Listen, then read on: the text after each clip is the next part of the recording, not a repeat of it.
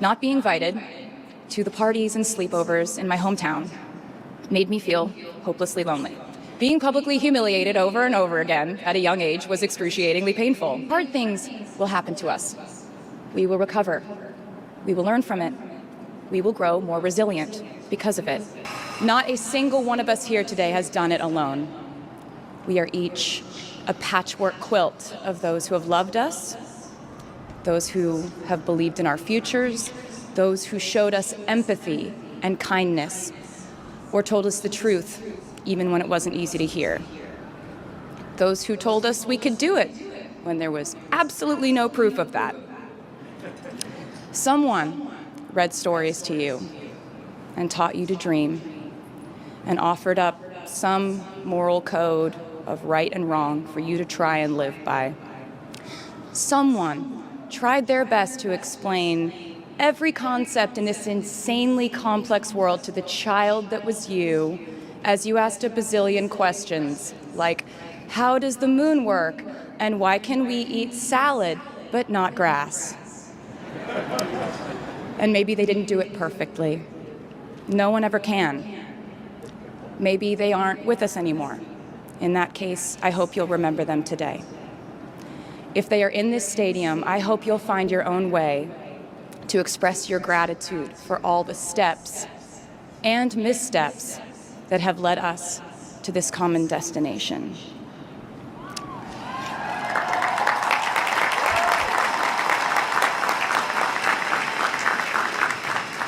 I know that words are supposed to be my thing, but I will never be able to find the words to thank my mom and dad, my brother Austin, for the sacrifices they made every day so I could go from singing in coffee houses to standing up here with you all today, because no words would ever be enough.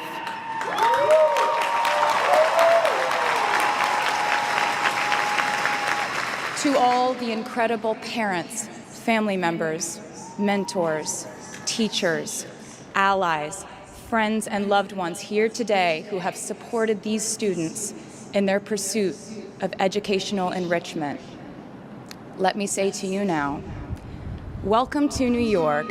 It's been waiting for you.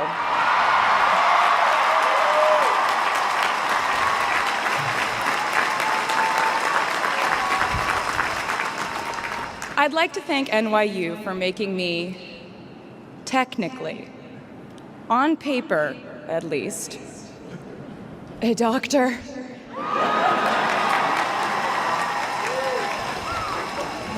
Not the type of doctor you would want around in case of an emergency. Unless your specific emergency was that you desperately needed to hear a song with a catchy hook and an intensely cathartic bridge section.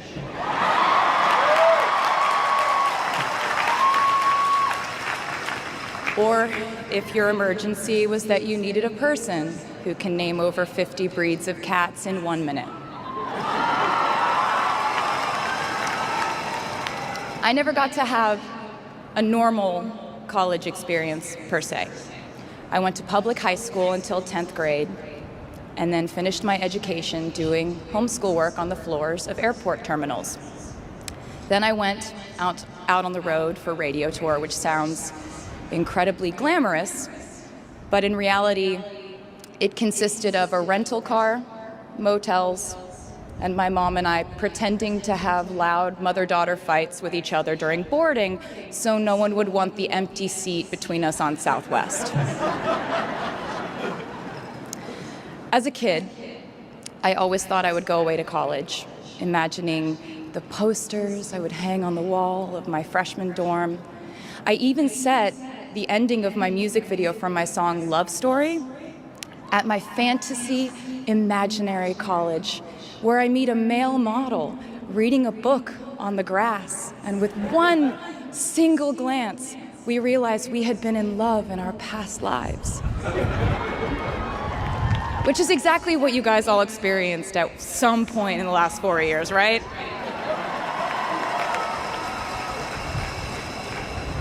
But I really can't complain about not having a normal college experience to you, because you went to NYU during a global pandemic, being essentially locked into your dorms and having to do classes over Zoom. Everyone in college during normal times stresses about test scores. But on top of that, you also had to pass like 1,000 COVID tests. I imagine the idea of a normal college experience was all you wanted too. But in this case, you and I both learned that you don't always get all the things in the bag that you selected from the menu in the delivery service that is life. You get what you get. And as I would like to say to you wholeheartedly, you should be very proud of what you've done with it. Today, you leave New York University and then go out into the world searching what's next. And so will I.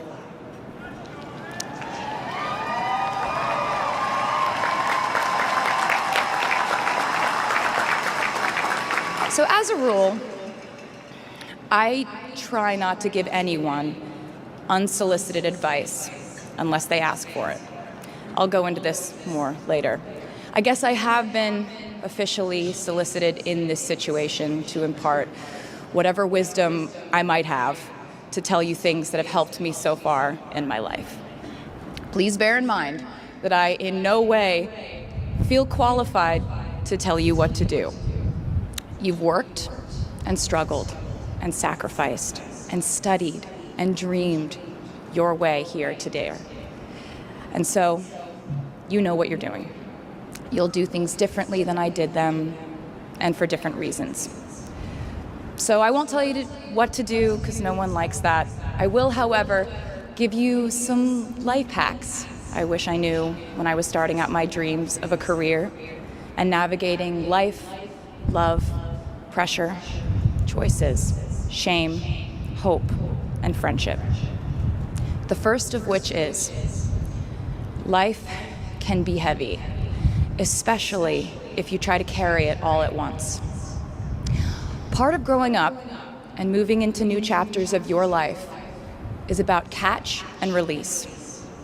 What I mean by that is knowing what things to keep and what things to release. You can't carry all things, all grudges, all updates on your ex, all enviable promotions your school bully got at the hedge fund his uncle started. Decide what is yours to hold and let the rest go. Oftentimes, the good things in your life are lighter anyway, so there's more room for them. One toxic relationship can outweigh so many wonderful, simple joys. You get to pick what your life has time and room for. Be discerning. Secondly, learn to live alongside cringe. No matter how hard you try to avoid being cringe, you will look back on your life and cringe retrospectively.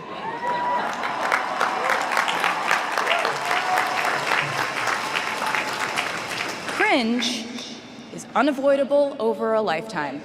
Even the term cringe might someday be deemed cringe. I promise you, you're probably doing or wearing something right now that you will look back on later and find revolting and hilarious. You can't avoid it, so don't try to. For example, I had a phase where, for the entirety of 2012, I dressed like a 1950s housewife. But you know what? I was having fun. Trends and phases are fun. Looking back and laughing is fun. And while we're talking about things that make us squirm but really shouldn't, I'd like to say I'm a big advocate for not hiding your enthusiasm for things.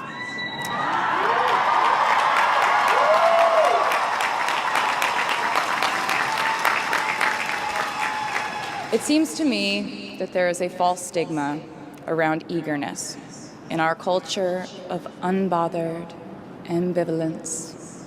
This outlook perpetuates the idea that it's not cool to want it, The people who don't try are fundamentally more chic than people who do.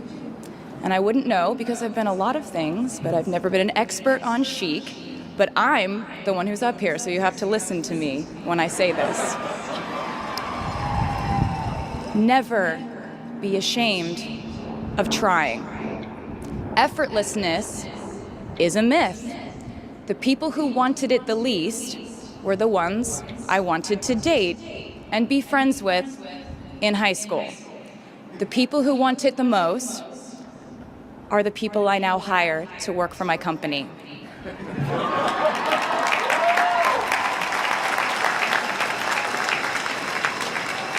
I started writing songs when I was 12, and since then, it's been the compass guiding my life, and in turn, my life guided my writing.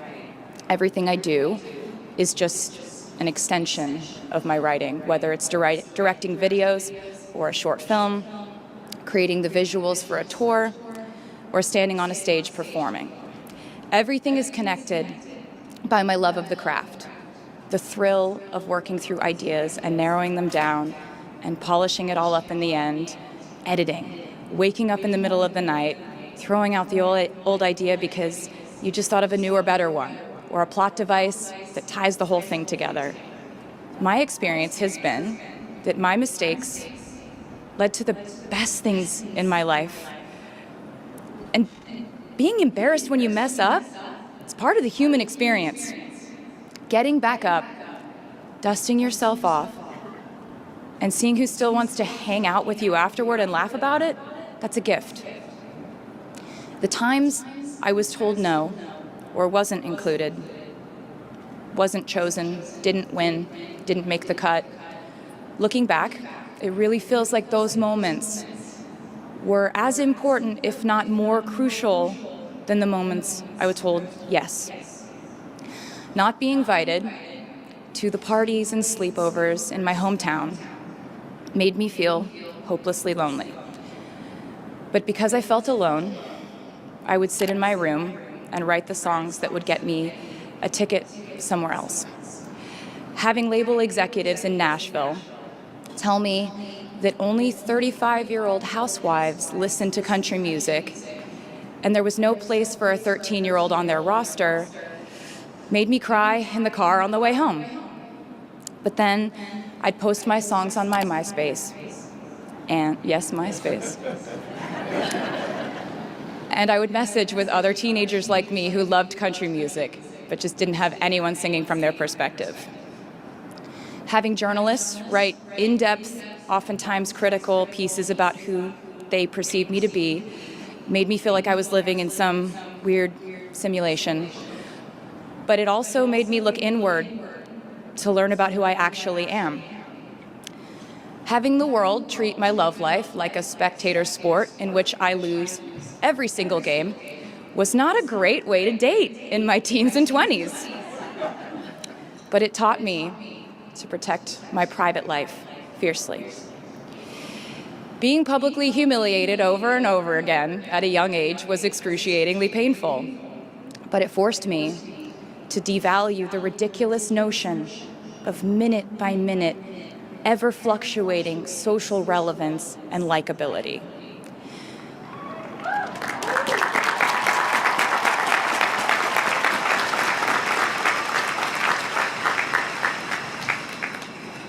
Getting canceled on the internet and nearly losing my career gave me an excellent knowledge of all the types of wine.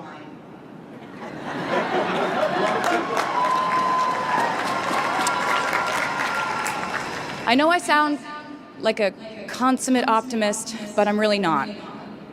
I lose perspective all the time. Sometimes everything just feels completely pointless. I know the pressure of living your life through the lens of perfectionism. And I know that I'm talking to a group of perfectionists because you are here today graduating from NYU.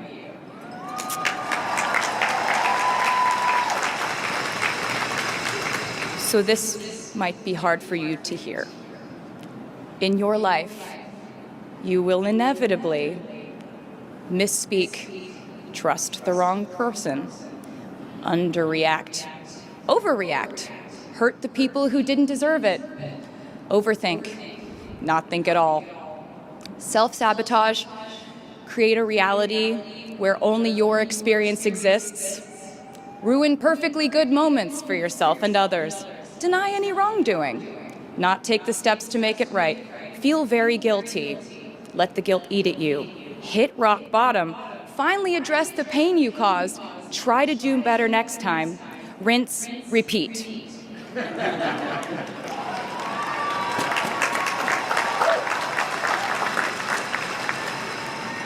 And I'm not going to lie. These mistakes will cause you to lose things.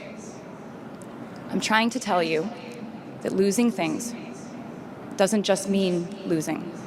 A lot of the time, when we lose things, we gain things too. Now you leave the structure and framework of school and chart your own path. Every choice you make leads to the next choice, which leads to the next, and I know it's hard to know which path to take. There will be times in life where you need to stand up for yourself, times when the right thing is actually to back down and apologize, times when the right thing is to fight, times when the right thing is to turn and run, times to hold on with all you have, and times to let go with grace. Sometimes the right thing to do is to throw out the old schools of thought in the name of progress and reform. Sometimes the right thing to do is to sit and listen to the wisdom of those who have come before us. How will you know what the right choice is in these crucial moments? You won't. How do I give advice to this many people about their life choices? I won't. The scary news is you're on your own now. But the cool news is you're on your own now.